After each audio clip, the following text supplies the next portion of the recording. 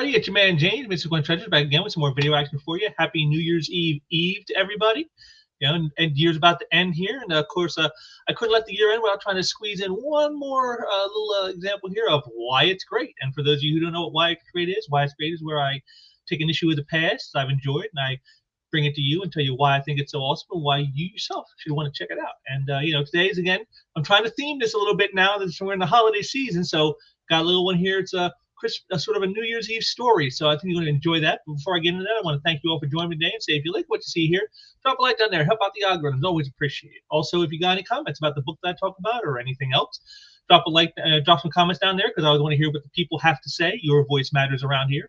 Also, be sure to share out some links so you can bring in some more people and help me pump up those subscriber numbers, which is always the main goal that I'm always working on around here. And if you haven't subscribed, make sure you have so you don't miss any of the content that I'm putting out around here. And with that out of the way, let's get into our book. You know, I'm kind of excited about this one because it's something a little different. It's not the usual fare you guys probably have come to expect from me. You know, even though you know you know that I'm a little esoteric on a lot of other things. You know, got my Dale Keown werewolf shirt on today.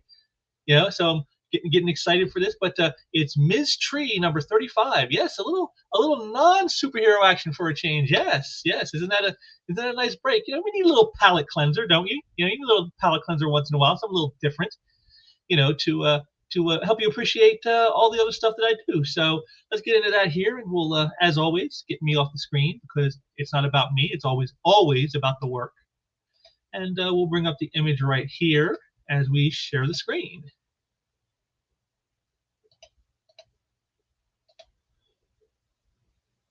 And there we are, Ms. Tree number 35. And you can see right here, like I said, it was how could I not do this one?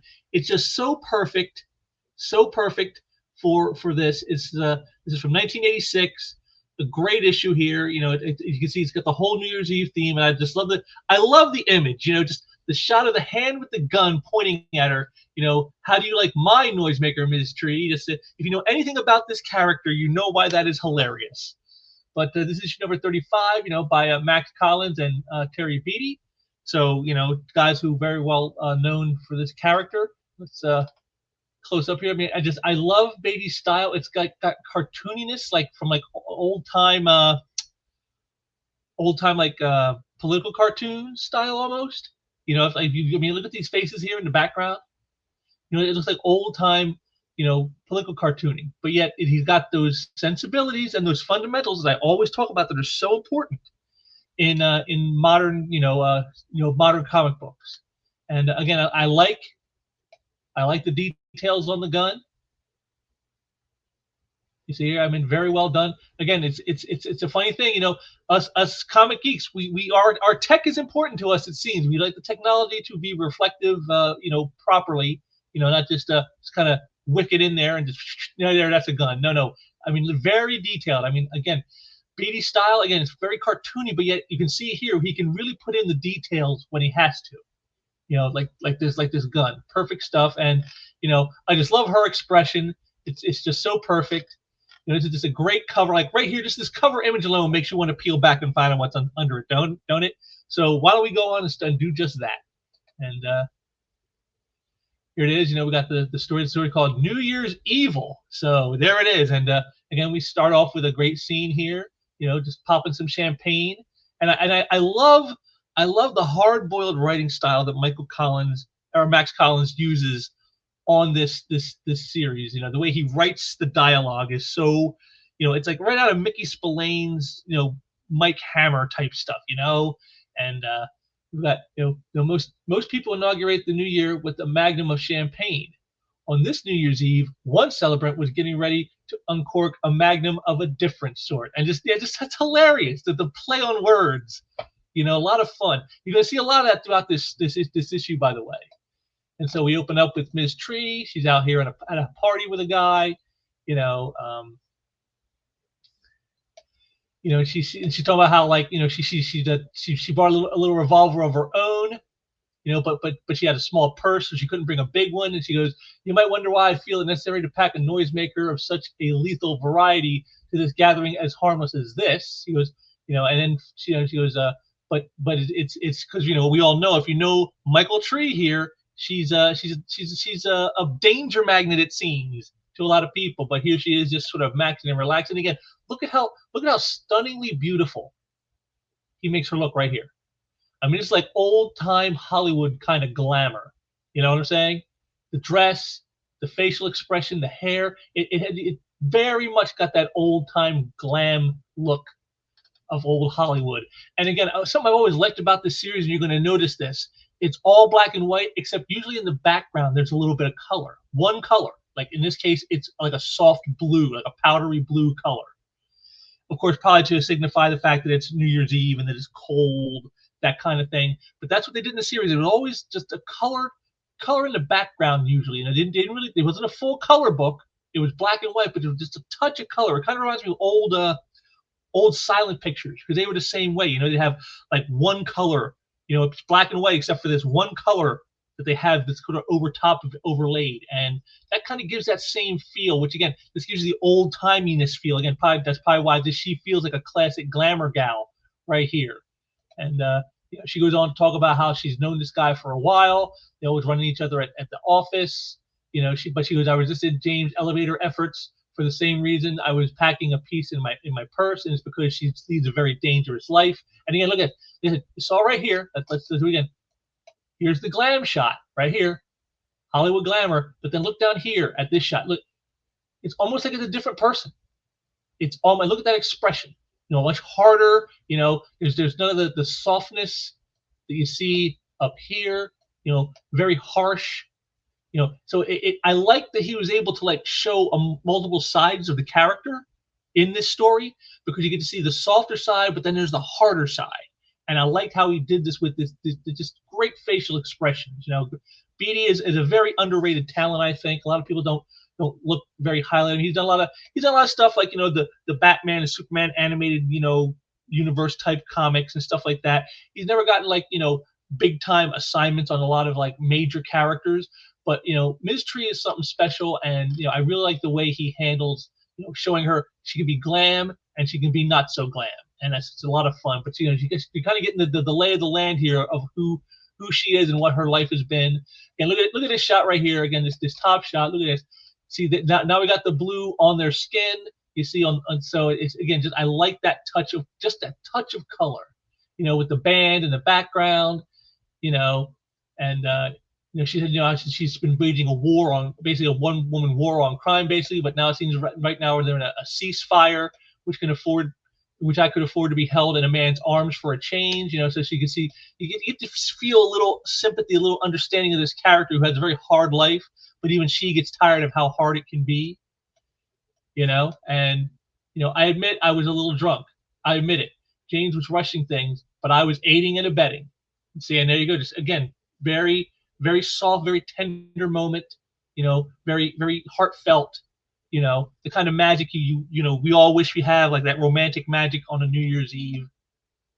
And then you know we get the recap here. I love this nice little montage half splash right here of like kind of recapping the last year's worth of stories of all the craziness she was involved in. You know, a psycho slasher, a guy who was bombing, you know, abortion clinics.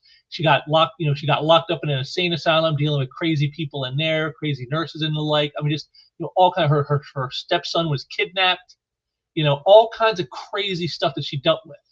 You know, can you blame me for reaching out for a new start, a new man, for wanting a new year to be better than the one that had gone before? I mean, just beautiful. I love the captioning here by Max Collins. It really gets you inside the mind of Michael Tree.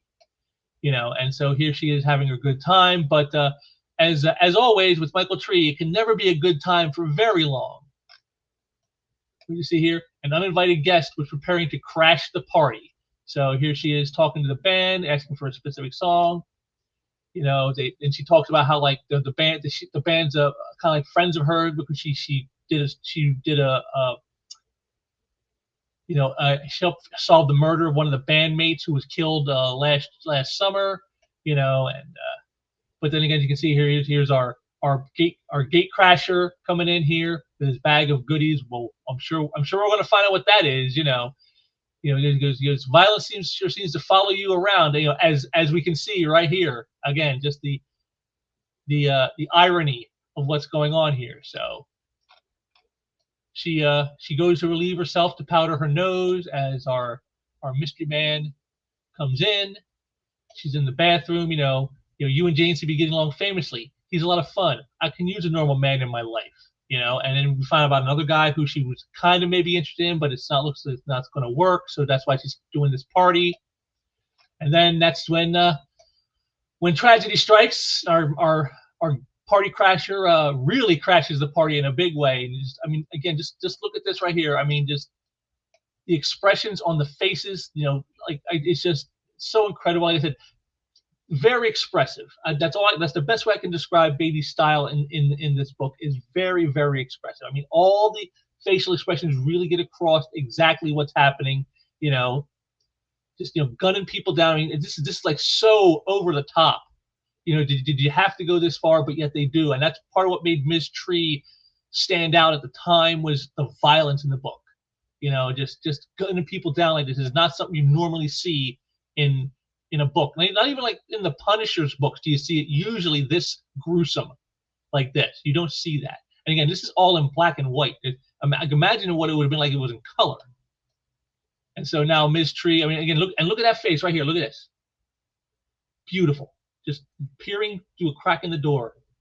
And just the expressiveness that Terry Beatty gets in there. Shock, horror, and then, but then it's like, she's like almost like she switches gears. Like she's going from like the fun time girl that she was trying to be to like now it's Michael Tree, private eye, back on the job, and so she's in the bathroom with the other lady while the guy is out here making some demands, and just right here. The carnage of it all, and they don't shy away from it, and I appreciate Beatty and Collins doing that they don't shy away from the carnage that you would see in something like this. So her man out there, he decides he's going to try to do something. He goes, gets right here. He goes, we got to do something. He goes, maybe we can. Knowing Michael Tree, I bet yes. So there is, he found the little gun she'd had hidden. And so this guy's demanding to see the president of the Universal Insurance Company. He says, well, I'm the vice president. Maybe I can help you. He's trying to sweet talk this guy. And then you see it, and look, there's her expression, James, be careful, please. And of course, it doesn't go the right way, and there it is. And then, he shot James. So now it's on her, I'm leading you out of here. Then I'm coming back with a bigger gun. There it is. Michael Tree, folks. She's pissed. Before she was just concerned. Now she's pissed. You shot her man. You've ruined her evening. You're killing people. Now she got to take you down. This is Ms. Tree, folks. This is the badass bitch right here. Right here. So we go on with the story, and we can see, and again, just a great shot here. Here we got our guy injured, our shooter, total control. I love this page. This is probably one of my favorite pages in the entire story. Again, you see the blue that is used, but it's here they are. They're crawling through the vent work. Her and the woman who escaped it from the bathroom, and they're trying to figure out where they are. And she goes, I think we're outside, of the main room. And I just love the way it is. Like here it is, like it feels claustrophobic, the way that Beatty presents it, like the very narrow panel right here of them in the crawl space. And then this shot here of them being so compact together.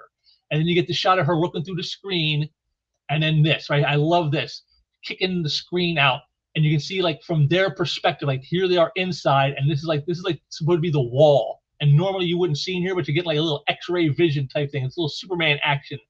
Some X-ray vision as he kicks out the screen so that they can escape. I just love the way that he laid this out. It just really gives you that claustrophobic sense they're feeling right this moment, being trapped in that ventilation system. They're trying to crawl their way to freedom. So then we cut back to our lunatic who's on the phone with the cops, trying to tell them, give me what I want, but he hears them getting out there in the hallway, so he goes to check it out. But of course they had escaped, and just there it is, just so she starts to give him the lowdown, and then she gets the lowdown from him. The guy's got a cellular phone, and he's so he planned this ahead of time, and he's upset at the company because of an injustice that he feels was done to him. And it was his wife was denied funds necessary for a heart bypass operation. She'd had a history of heart trouble, which Retlick lied about when filling out the universal general policy. She died a month ago. So this guy's bent on revenge, it seems. It's all a revenge thing. My wife died because of you, even though he lied. He lied to the company on the forms. So he didn't give them the proper information. So then when they rejected her, he's blaming them, even though it's really his fault because he's the one who lied and got it all going that way. And so now he's demanding a face-to-face meet with the president of the company over this, and he said he'll let the hostage go if he does. And again, just look at that shot right here. Just pure rage, pure, unadulterated rage. I just love that. But we come to find out that they don't know. They're trying to find the president, but he's out on the East Coast. It's going to take time to get him, and how long will that take? And he goes, a while. There's red tape to be cleared up. So they're going to try to find a cop who can maybe fake being the president. And he goes, you got to move now because there are people who are still alive in there, and if you don't, they could bleed to death. And he goes, it's not my decision. He goes, plus there's other problems. He goes, plus we have to deal with or pretend to deal with his other demands.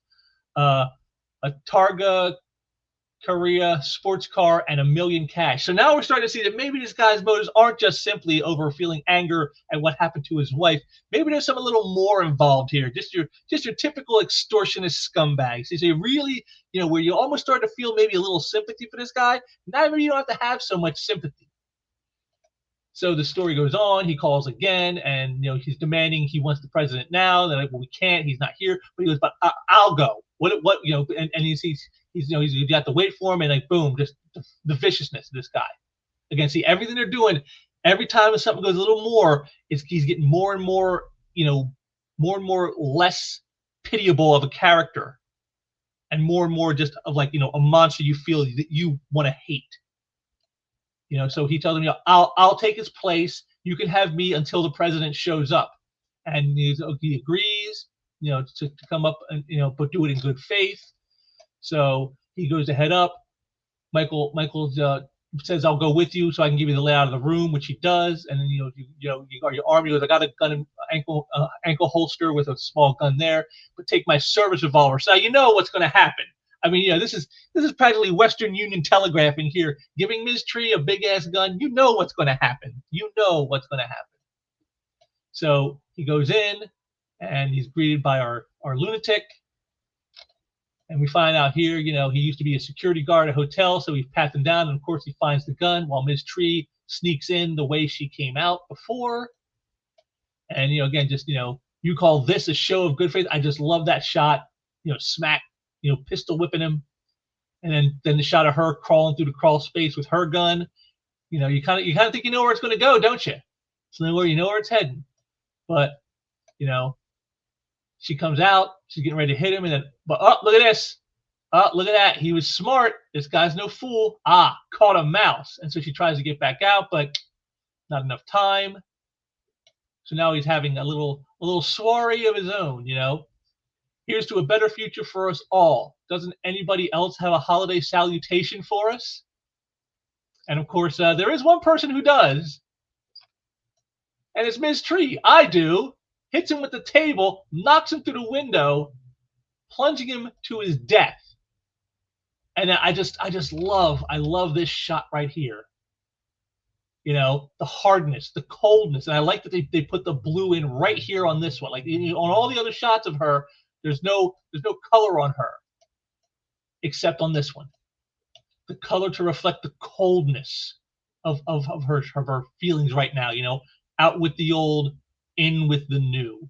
And then you got the copy on it, just his expression, just total shock, which of course he shouldn't be. This is Ms. Tree. This is what she does. But I just love this shot right here. It's so perfect. With the balloons behind her, and just the coldness of that stare as she's watching this guy plummet to his death. And then it's quickly contrasted with the softness of her cradling the man she was with, her man. She's, all of a sudden she goes from hard-nosed to totally empathetic.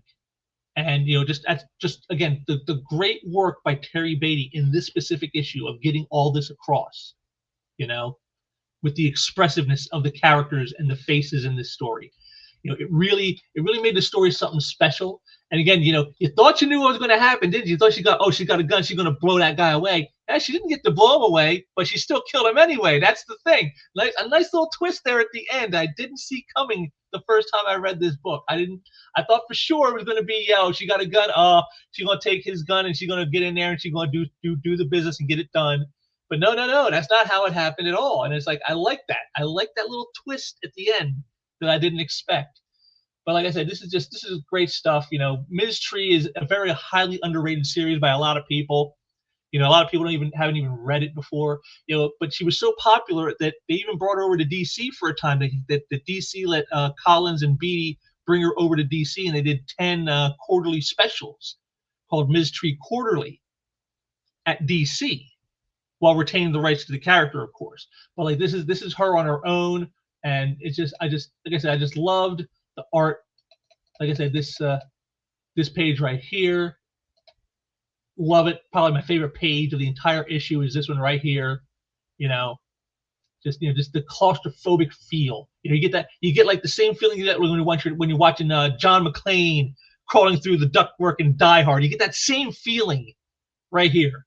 And yet this came out in '86, so it was 2 years before Die Hard. That's kind of so. Did the guys from Die Hard rip this off of Ms. Tree? I don't know. It could have been.